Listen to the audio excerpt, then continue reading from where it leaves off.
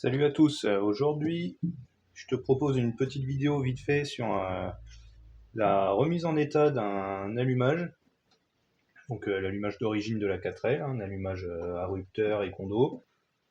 Donc c'est parti, dans un premier temps, donc déjà avant de tout mélanger, si t'es pas tout à fait à l'aise avec ton faisceau, d'allumage, si tu peux te faire des petits repères au blanco là, sur les fils, tu as cylindre numéro 1, numéro 2, numéro 3, numéro 4.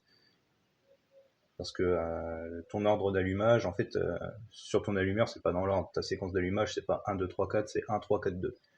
Et ton allumeur tourne dans ce sens-là. Donc fil de bougie numéro 1, 3, 4 et 2. Si t'es pas à l'aise avec ça, tu te fais des repères parce que sinon tu vas tout mélanger et puis ça va pas redémarrer et tu vas te demander ce que tu as fait comme bêtise.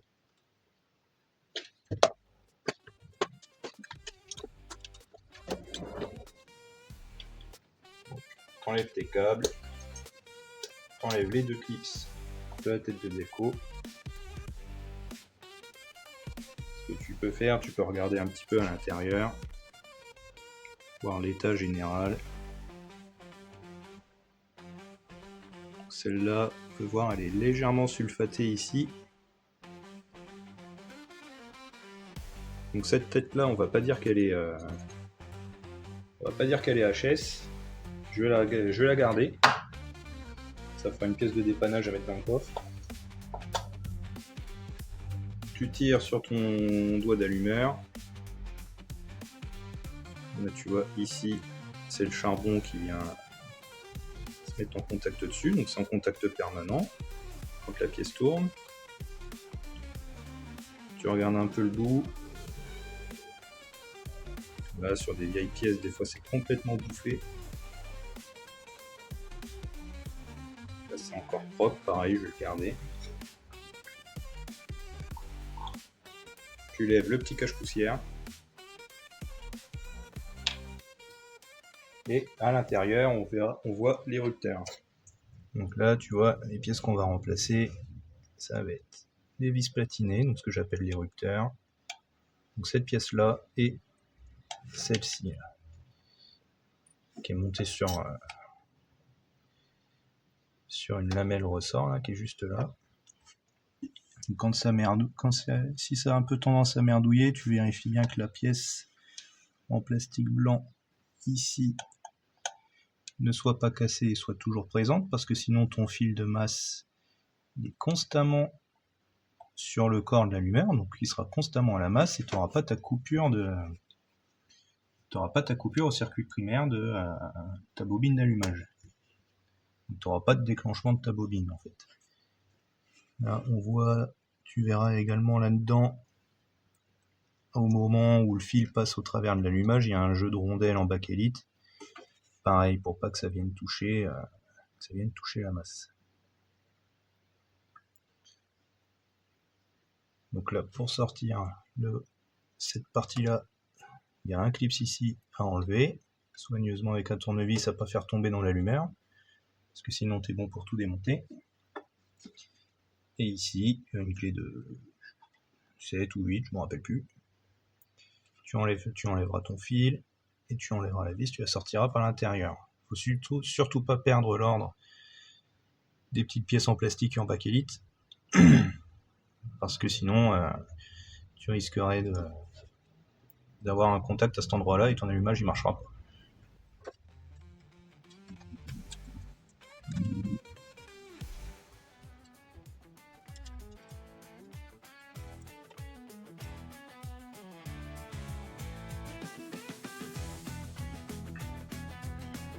Donc là, si tu peux le voir, ça c'est le clips qui tient la partie mobile du jeu de rupteur.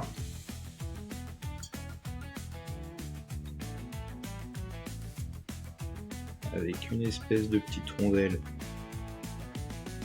en bakélite. C'est pas de la bakélite comme à l'époque, ça c'est, on dirait un bout de... Ça ressemble un peu au plastique des circuits imprimés en électronique. Donc, tant que c'est isolant, c'est pas gênant. Parce que ça, pour la petite histoire, c'est un allumage de refabrication. Donc la qualité n'est pas 100% identique à un bon vieil allumeur du Cellier. L'ancien propriétaire avait installé ça parce que le sien était probablement complètement mort ou complètement grippé. Ma foi, ça fonctionne quand même. Le seul truc où on n'est pas certain, c'est les courbes d'avance à l'allumage au niveau des maslots à l'intérieur. Ça, on n'en est pas sûr parce qu'on n'a aucune info là-dessus. Et également la courbe d'avance à dépression. Ça, c'est pareil, on n'a aucune info. Donc au final, on ne sait pas vraiment si c'est l'allumeur qui correspond le mieux avec ce numéro de moteur-là. Bon, ça fonctionne. Moi, ça fait 3 ans que je roule avec. Il y a plus de 7000 km de fait avec cet allumage-là. Il n'y a pas de problème, ça fonctionne.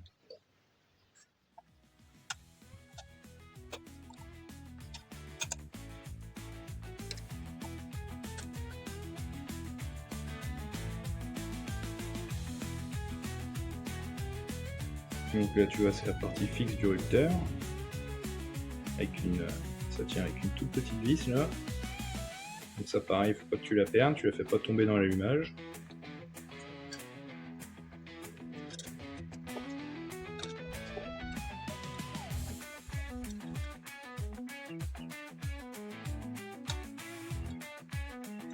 Voilà. Donc là, finalement, tu peux te contenter juste de desserrer la vis. Parce qu'au bout du fil, la petite cosse, c'est une petite fourche. Donc tu desserres, tu lèves et ça s'en va.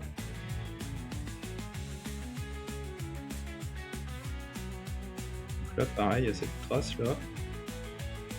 Par contre, je viens de voir, j'ai compris pourquoi mon rupteur il se déréglait. Tu vois, je te montre bien. Ça s'est bouffé. Tu vois, c'est complètement de biais. Donc en fait, c'est ça qui s'est bouffé. Donc plus ça se bouffe, plus ton rupteur, moins ton rupteur va s'ouvrir.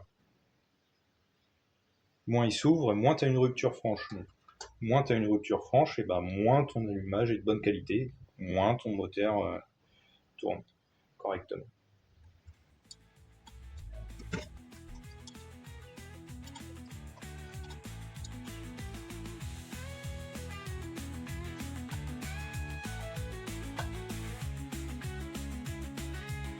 Donc cette pièce-là, la première, tu ne la serres pas, fait que ce soit toujours un petit peu libre. Tu la serres, pas qu'elle bouge le temps de monter le reste. De toute façon, il faut régler.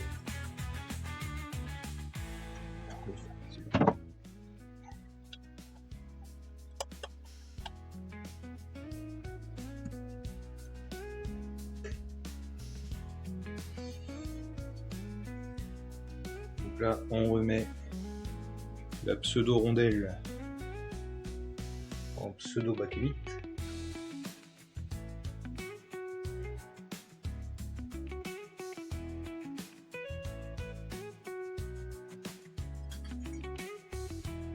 On remet le petit clips.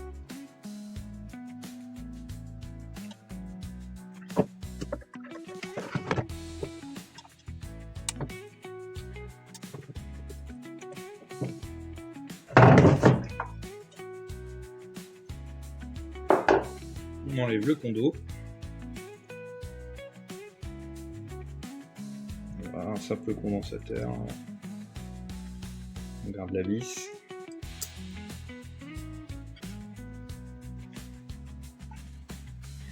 Le condo neuf, pareil, en Bosch.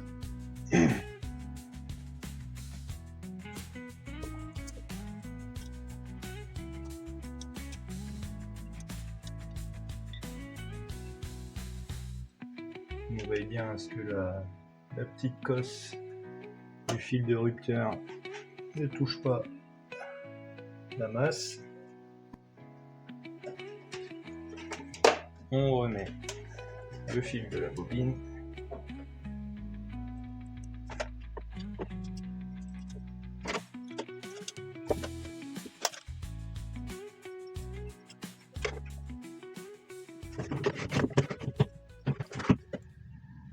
Donc pour régler l'écart interrupteur, ce qu'il faut faire, déjà dans un premier temps, tu lèves la roue avant droite de la voiture. Donc là, je l'ai fait hors caméra. La roue, elle est libre, elle est tournante, elle touche pas le sol. Tu enclenches la quatrième. Ça va pouvoir te permettre de faire tourner le moteur. Donc quand tu vas tourner le moteur, tu vas faire tourner ton arbre d'allumage. Ce qu'il faut faire, tu vois ici, ça c'est une cam. Tu en as 4. Une là et 2 autres de l'autre côté. C'est une cam par cylindre. À chaque fois que ta cam va venir lever le rupteur, ça va créer ton étincelle. Donc pour régler ton écart, il faut bien que ton rupteur soit ouvert en grand, donc soit en face d'une cam. Donc là tu ouvres tes petits yeux, tu fais tourner ta roue, ça va faire tourner le moteur. Donc tu fais tourner jusqu'au moment où ton rupteur est le plus ouvert.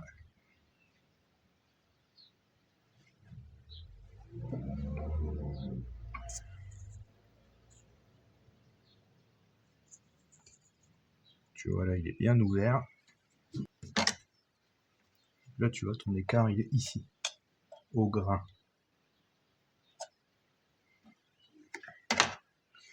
Donc c'est ici que tu dois régler ton jeu. Donc moi, je mets 0,4. Pour ça, tu passes ta lame de jeu de cale dans le rupteur.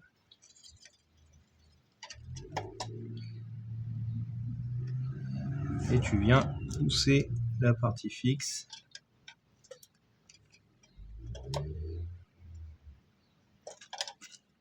jusqu'à avoir ton jeu de 0,4.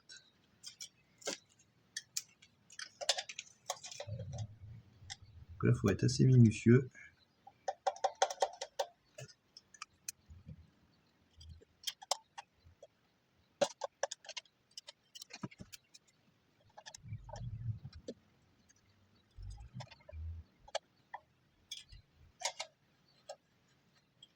Voilà. Là, on a les 0,4. Une fois que tu as les 0,4, tu resserres cette vis-là.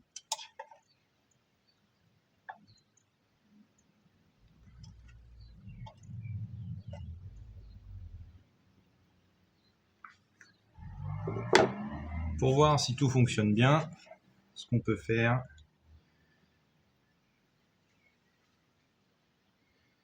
c'est tu continues de tourner ta roue jusqu'à être sur le bas d'une cam.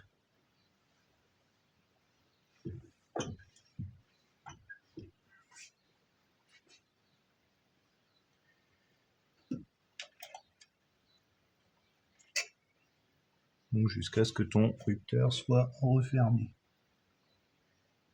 Là c'est le cas. Ce qu'on peut faire, on peut mettre le contact. Donc là ton contact, là ton rupteur est fermé, donc ta bobine d'allumage elle est à la masse, donc elle est alimentée à ce moment précis. Tu prends le fil d'allumage, ton gros cordon qui vient de la bobine, et tu le mets proche d'une masse. Là je vais prendre la vis de l'alternateur. On va mettre le contact dans la voiture et on va s'amuser à écarter le rupteur comme ça. Clac, clac, clac. Tournevis. Normalement, tu devrais avoir une belle étincelle. Là, j'essaie de te montrer. Si je me mets comme ça, normalement, tu vas voir.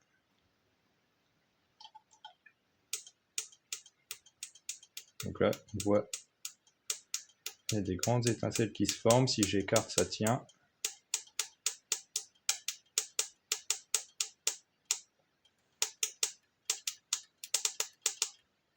Voilà, j'arrive à écarter de 15 mm quand même. Avant de tout refermer, je vais graisser l'axe de l'allumeur au niveau des cams. Parce qu'à mon avis, là j'ai remarqué que c'était bien sec tout ça. Et je pense que c'est ça qui doit me bouffer le balai du rupteur. Là je mets un tout petit peu de graisse, c'est de la graisse au cuivre. Donc on essaye avec ça, on verra bien si ça fonctionne.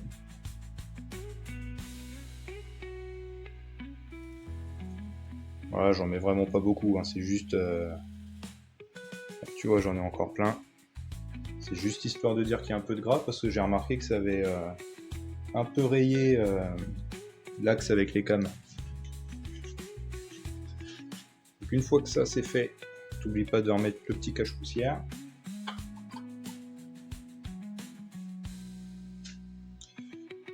On vient remettre le doigt d'allumeur.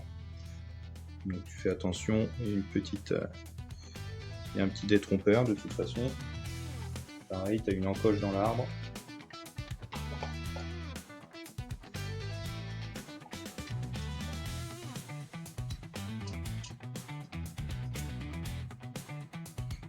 Et on vient remettre la tête. Et là, pareil, il y a un détrompeur ici.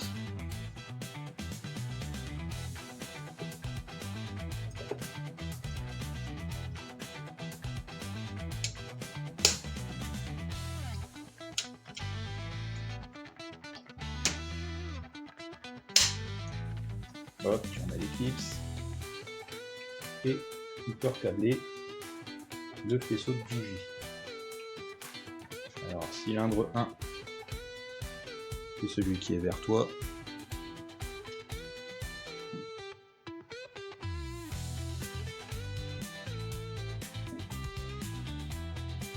Ensuite, le 3.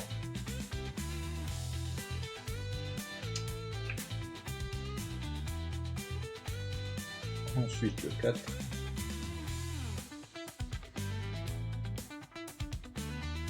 Et pour finir, le 2.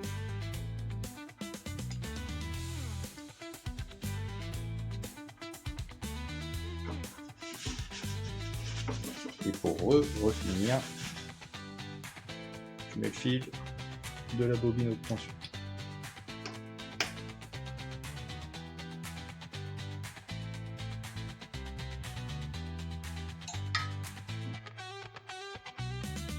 Donc voilà, ça c'est remonté. Une fois qu'on est là, on va pouvoir essayer de faire un démarrage.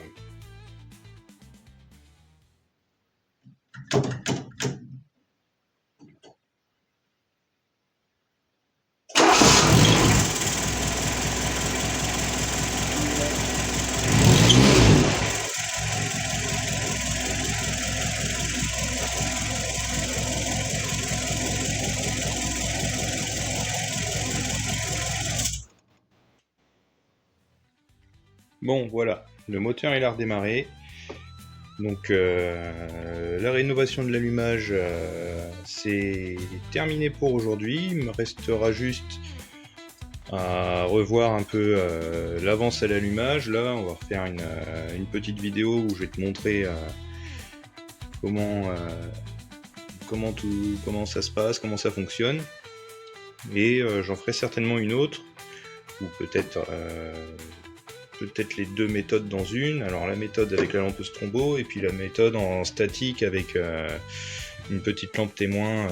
On vient placer en gros le moteur sur son point de calage et puis en tournant l'allumeur on vient faire allumer la lampe et on sait que c'est à ce moment là que l'avance est bonne. Donc ça c'est une très bonne méthode si tu n'as pas les moyens de te payer une lampe strombo. Donc voilà, je te ferai ça dans une autre vidéo. En attendant, pour celle-ci c'est terminé. A plus tard.